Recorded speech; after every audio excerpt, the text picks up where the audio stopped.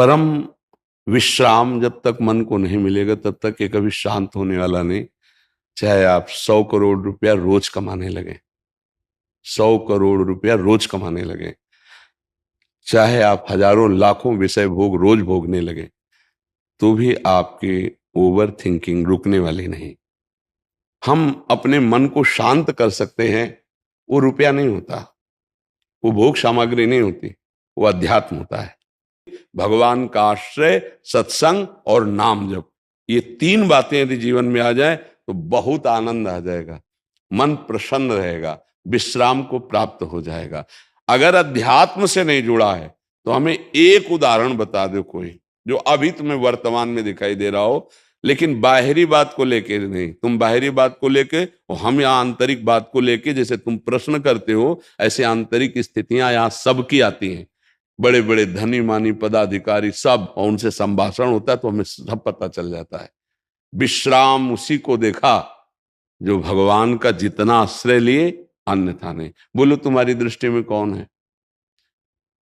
जो अध्यात्म की निंदा करते हैं, भगवत मार्ग की निंदा करते हैं, उनको पूरे जीवन में परिणाम दिखाई देगा कि वो ऐसी जगह खड़े मिलेंगे जहां कुछ नहीं है, कुछ नहीं प्राप्त किया जीवन में, सब कुछ होने पर भी बहुत ही घोर अशांति में जीवन होगा।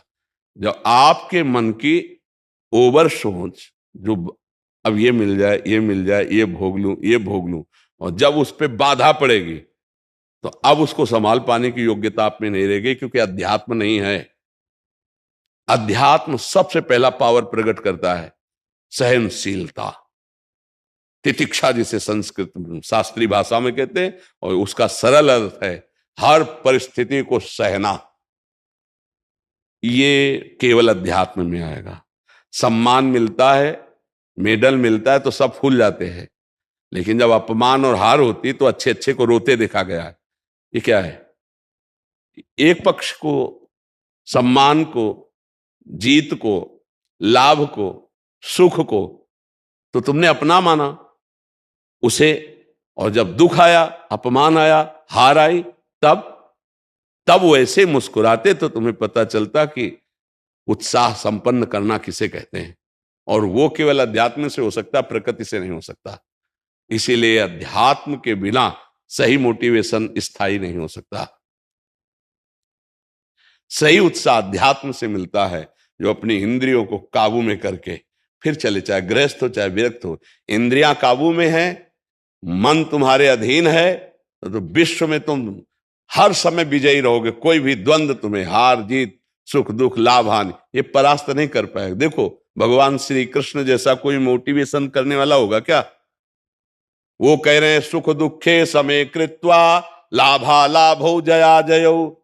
ऐ कर्मयोगी, सुख दुख में समान, लाभ हानि में समान, जय पराजय में समान। अगर इनका मोटिवेशन स्वीकार कर ले तो वो सदैव प्रसन्न रहेगा। ये हैं, देखो जगत गुरु भगवान श्री कृष्ण बोल रहे हैं, मात्रा स्पर्शास्तु कौन्तेय शीतोष्ण सुख दुखदा आगमा पाइनो नित्य तास्तितिक्षस्व भारत। ये अनित्य है, नाशवान है, काम क्रोध लोभ मोह मद मत्सर मान अपमान, इनके आने जाने में तो दुखी सुखी मत हो। सम धारण कर, समता को धारण कर, व्यथित मत हो। जो नहीं व्यथित होता है वही परम पद का अधिकारी होता है। यम ही न व्यथ्यन्ते ते पुरुषम पुरुषर्षभ सम दुखा सुखाधीरम सोमृतत्वाय कल्पते। बिना अध्यात्म के बच्चा ना तो ओवर थिंकिंग को रोका जा सकता है, और ना हम शांत हो सकते हैं, ना हम प्रसन्न हो सकते हैं। हाँ, हर्षित हो सकते हैं तो परिणाम में शोकित होना पड़ेगा।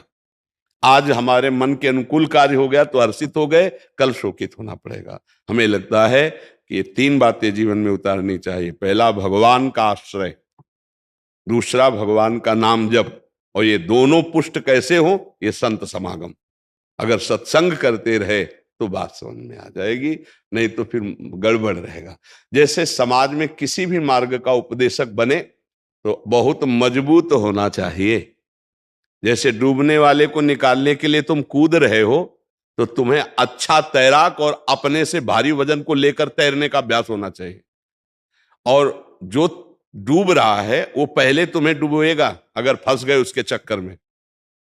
पहले तुम्हें डुबोएगा, क्योंकि वो सांस लेना चाहेगा। तो बहुत बचा के, तो मोटिवेशन देने के लिए पहले अपने को इतना मजबूत रखना चाहिए कि कोई भी परिस्थिति हमारे उत्साह को ना नष्ट कर दे।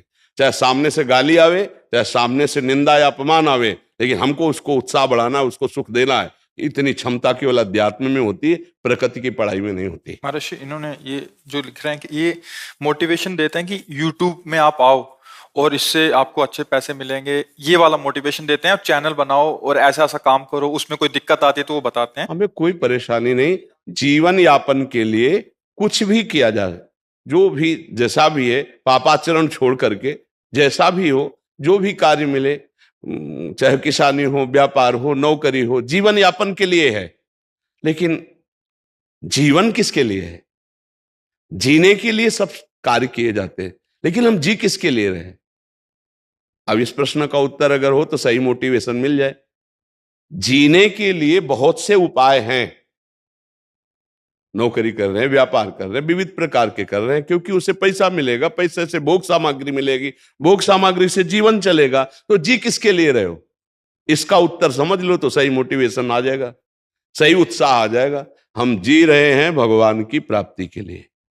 अगर मानव जीवन में भगवान की प्राप्ति नहीं हुई तो पैसा कमा रहे हैं भोगों के लिए, भोग भोग रहे हैं जीने के लिए, और जी रहे हैं भोग भोगने के लिए।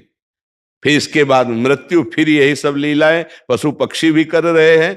बार बार जन्म, बार बार मरण, बार बार माँ के गर्भ में जाना।